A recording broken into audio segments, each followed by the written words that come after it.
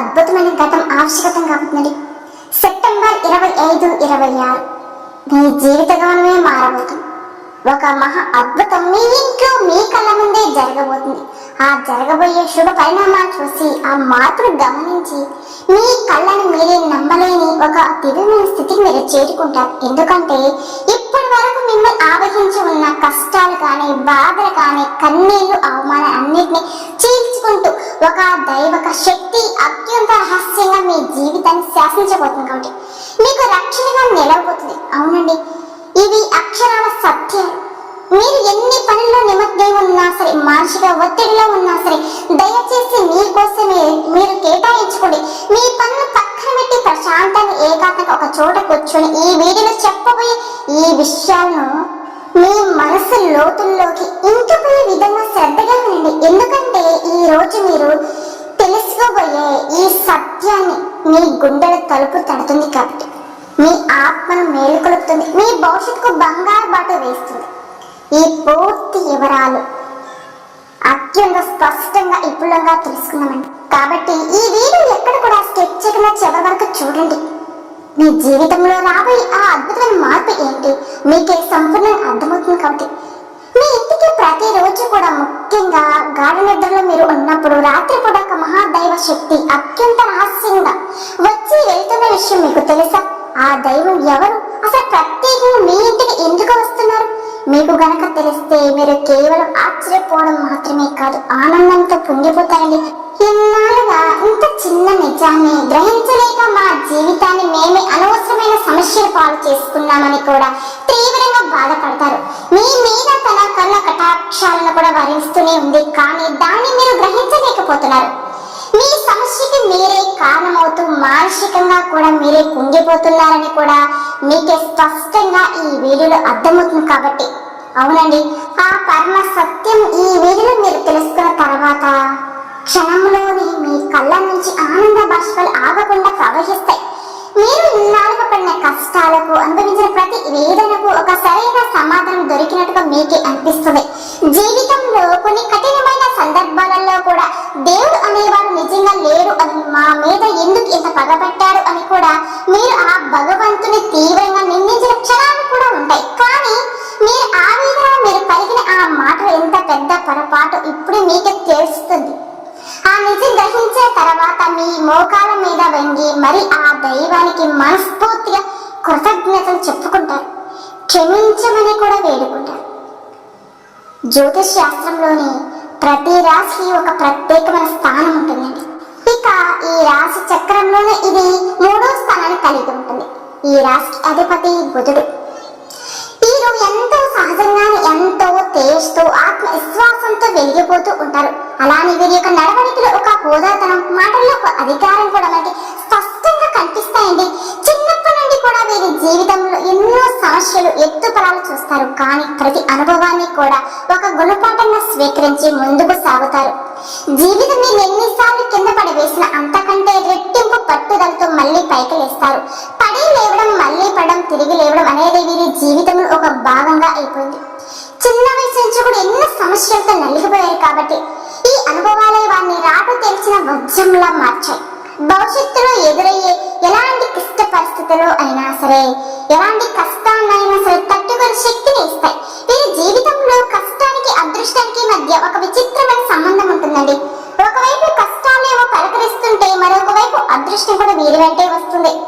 అందుకే వీరు ఎలాంటి క్లిష్ట పరిస్థితుల్లో ఉన్నా సరే, ఎలాంటి అంటే ఏదో ఒక సమస్యలో ఉన్నా సరే, ఏదో ఒక రూపంలో సహాయంతో అద్భుతంగా ఆ సమస్య నుంచి బయటపడతారు. అలానే కాకుండా ఈ మిథునరాశి వారు ఏంటంటే ఎక్కడున్నా సరే, ఎలాగున్నా సరే ఒక రాజులాగా బతకాలని కోరుకుంటారు. నాయకత్వం వహించడం వీరికి పుట్టుకతో వచ్చిన వరం అని చెప్పుకోవచ్చు. 10 మందిలో ఉన్నా సరే ప్రత్యేకంగా కనిపించేలా ఒక తపన, అందరినీ నడిపించాలని ఒక ఆకాంక్ష వీరిలో బలంగా ఉంటాయి. రాజకీయాలు, వ్యాపార రంగంలో వీరు ఉన్నత శిఖరాలను అధిరోహించే అవకాశాలు కూడా క్రమంలో మెండుగా వీరికి ఉంటాయి. ఒక సంస్థలోనే ఉద్యోగంగా చేరిన అతి తక్కువ కాలం నుండి తమ ప్రతిభతో, తమ ఒక వర్క్ టాలెంట్ తో టీం లీడర్ గా, మేనేజర్ ఉన్న స్థాయికి ఎదుగుతారు. వీరి కింద పనిచేసే వారు కూడా ఎంతో ప్రేమగా, బాధ్యతగా చూసుకోగలుగుతారు.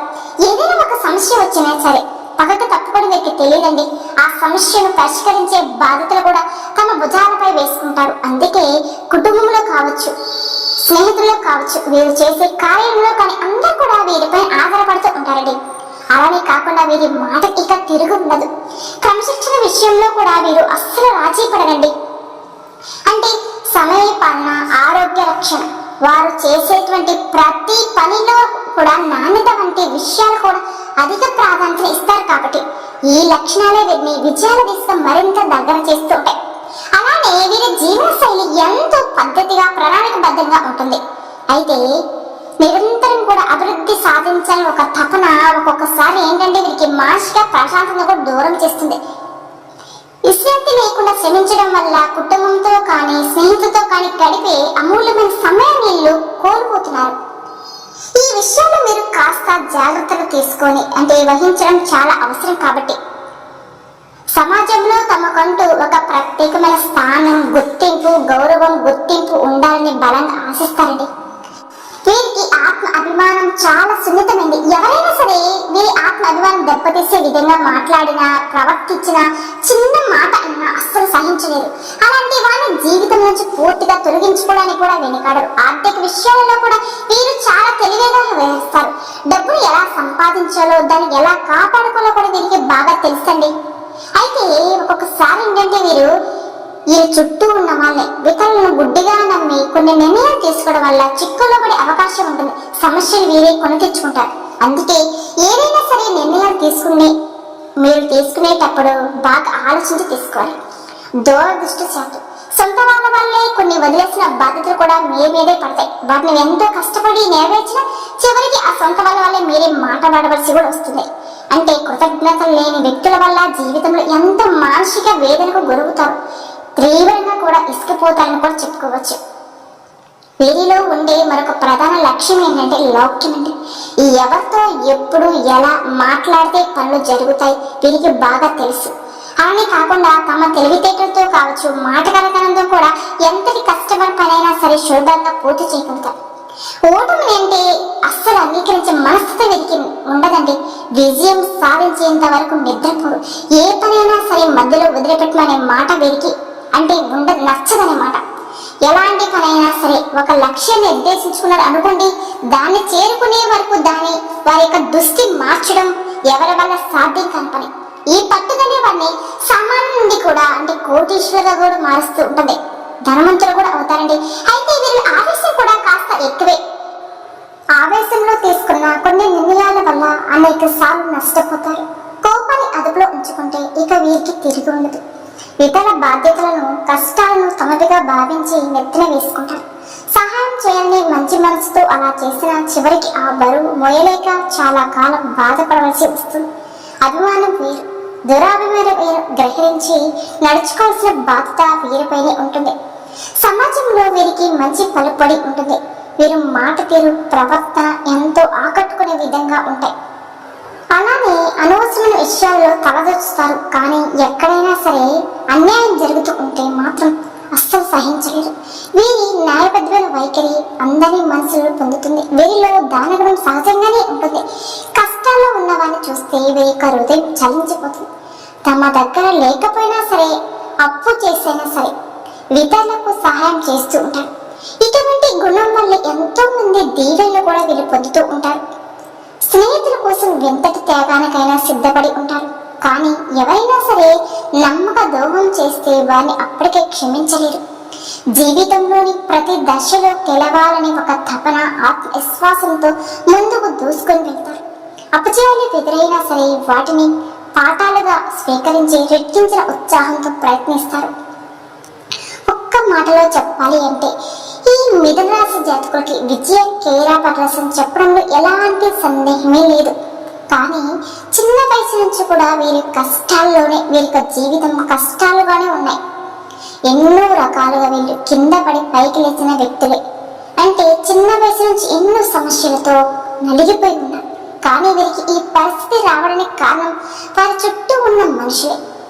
వీరు నేర్చుకున్నటువంటి పాఠాల కన్నా కూడా వీరి చుట్టూ ఉన్న మనుషులు నేర్చినటువంటి పాఠాలే, గుణపాఠాలు ఎక్కువ. చిన్న వయసు నుంచి కూడా వీళ్ళు ఏంటంటే చిన్న చిన్న విషయాలకి తీవ్రంగా గాయపడుతుంది. చిన్న వయసు నుంచి డబ్బుకు సంబంధించి ఇబ్బందులు, పరిస్థితులు సృష్టించేటువంటి బాధ కొన్ని అయితే వీరు నమ్మిన మనుషులే సృష్టించేటువంటి బాధలే, వారు చేసిన అవమానాలు ఏంటంటే వీరి గుండెకు బలంగా తగిలే. ఎంతగా అంటే నలుగురిలో సాధించుకునే పరిస్థితి కొన్ని కారణాల వల్ల వీరికి ఏర్పడింది. మీ ఆత్మ విశ్వాసం కూడా సన్నగిలింది. ఇలాంటి పరిస్థితులే మీరు ఒంటరిగా కూర్చుని ఇక నాకు ఎవరూ లేరు, నా కష్టాన్ని కానీ నా బాధను అర్థం చేసుకునేవారు ఈ ప్రపంచంలో ఎవరూ లేరు అని కూడా తీవ్రంగా మదనపడ్డారు. ఆ సమయంలోనే వీరికి దైవం మీద కూడా నమ్మకం సన్నగిలిందని కూడా చెప్పుకోవచ్చు. నాకే ఎందుకు ఈ కష్టాలు, నేను ఎవరికి ఏ అన్యాయం చేయలేదే అని కూడా మీరు ఆ భగవంతుని నిందించిన సందర్భాలు కూడా వీరి యొక్క జీవితంలో అనేకం. కానీ మీకు తెలియకుండానే మీ ప్రతి కష్టాన్ని గమనిస్తూ, మీరు పడుతున్న ప్రతి వేదనను చూస్తూ, మిమ్మల్ని ప్రతి ఆపద నుంచి కంటికి రెప్పలా కాపాడుతూ ఒక మహాదైవం మీ ఇంట్లోని రహస్యంగా పదే పదే తిరుగుతుంది. ఆ దేవత ఎవరో కాదు, సాక్షాత్తు కైలాసవాసుడైన పరమేశ్వరుడు. అవునండి, మీరు విన్నది నిజమే. సూర్య భగవానుడికి, శ్రీ భగవానుడు కూడా అధిపతి అయిన ఆ పరమేశ్వరుడే మీ మీద తన సంపూర్ణ కరుణ కటాక్షాన్ని చూపిస్తున్నాడు. మీరు పడుతున్న కష్టాన్ని కానీ, మీరు చూపిస్తున్న సహనానికి, కష్టకాలంలో కూడా మీరు వెళ్ళిన మానవత్వానికి, ధర్మ మార్గాన్ని, నిజాయితీని, ధర్మానికి ఆ త్రినేత్రుడు మహాదేవుడు మెచ్చుకుంటున్నాడు. అందుకే తన యొక్క దివ్యమైన శక్తిని ఎవరైనా సరే ధర్మ మార్గంలో మనం నడిస్తే ఖచ్చితంగా వేదక రూపంలో ఆ భగవంతుడే ఏదొక రూపంలో మనం ఆదుకుంటాడండి. ఒక అభ్యుత్తికరమైన రక్షణగా అవసరంలాగా మీకు అందిస్తున్నాడు. ఆయనే స్వయంగా ఒక సూక్ష్మ రూపంలో, శక్తి రూపంలో, సానుకూల తరంగ రూపంలో మీ ఇంటికి వస్తూ ఉన్నాడు. ఆ పరమేశ్వరుడు మీ ఇంట్లో అడుగు పెట్టిన నాటి నుంచి కూడా మీ జీవితంలో ఎన్నో ప్రేమ ప్రమాదాలు, పారందమైన గండాలు, త్రుటిలో తప్పిపోతున్నాయి. ఒక్కసారి ప్రశాంతంగా వెనక్కి తిరిగి చూసుకుంటే మీరు ఎదుర్కోబోతున్న అంటే భయంకరమైన సమస్య నుంచి కావచ్చు, ఆర్థిక నష్టాల నుంచి కావచ్చు, అవమానాల నుంచి కావచ్చు, ఆయన మిమ్మల్ని చాలా చక్కగా బయటపడవేస్తున్నాడు. అంటే ఒక ప్రమాదం జరగబోయే ముందుగా మీ ప్రయాణం రద్దు అవడం కావచ్చు, ఒక తప్పుడు వ్యక్తితో స్నేహం చేయబోయే ముందు వారికి నిజ రూపం మీకు బయటపడ వంటివి. ఆయన లేకుంటే మీరు ఈ రోజు ఈ స్థాయిలో ఇంత ధైర్యంగా, నిర్భరంగా ఉండేవారు కాదని. నిజం చెప్పాలంటే ఈ మధ్యకాలంలో మీకు కొంచెం ప్రశాంతమైన వాతావరణం కూడా లభిస్తుంది. ఆగిపోయిన పనిలో నెమ్మదిగా పురోగతి కనిపిస్తుంది. అంటే దానికి ఏకైక కారణం ఆ పరమేశ్వరుడి యొక్క కృప కటాక్షాలండి. మీరు పడుతున్న ప్రతి ఆవేదన ఆయన మిమ్మల్ని చూస్తూ ఉన్నారు. కాబట్టి ఇప్పుడైనా సరే మీరు ఆ దైవాన్ని గుర్తించి ఆయనకు మనస్ఫూర్తిగా కృతజ్ఞత చెప్పుకోవాలి. ఎప్పుడైనా సరే మనకి సమస్య వచ్చినప్పుడు ఆ సమస్య నుంచి బయటపడేది మార్గం చూసుకోవాలి, అంతే తప్ప దేనికి కూడా మనం భయపడకూడదు. కాబట్టి ఇప్పుడైనా మీరు దైవాన్ని గుర్తించి ఆయనకు మనస్ఫూర్తిగా కృతజ్ఞతలు తెలుపుకోవాల్సిన సమయం ఆసన్నమైంది. ఎందుకంటే దైవం ఎప్పుడు నాలాంటి వారి మాటల రూపంలో కానీ, లేదా ఏదో ఒక శుభ సంకేత రూపంలో కానీ, ఒక మంచి ఆలోచన రూపంలో కానీ తన ఉనికిని మనకి తెలియజేస్తున్నది.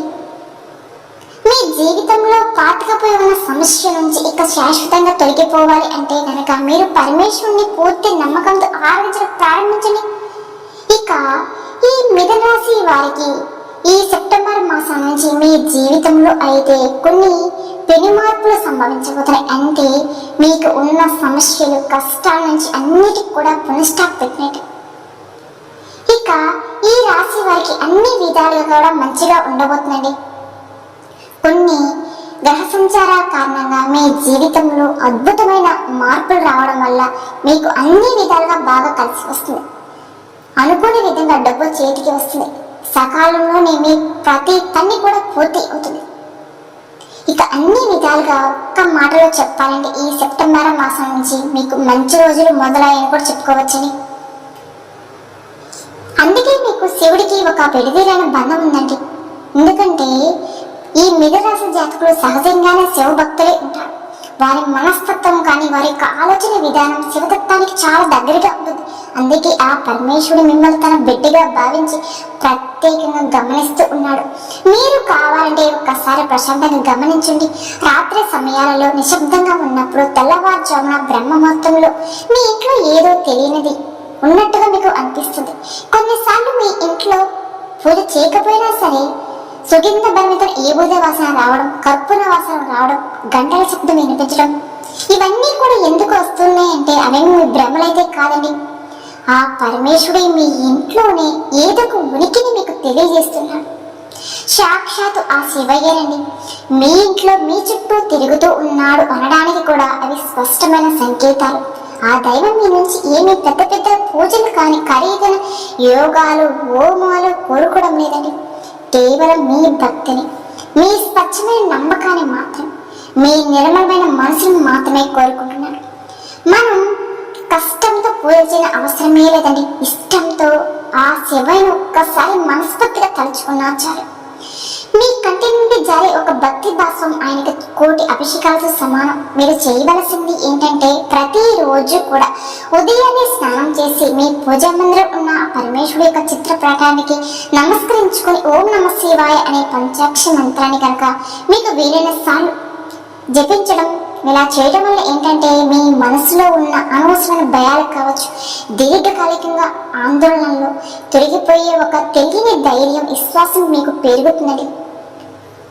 అలాగే ప్రతి సోమవారం లేదా శనివారాలలో వచ్చే ప్రదోష కాలం నుండి దగ్గరలో ఉన్న శివానికి వెళ్ళండి.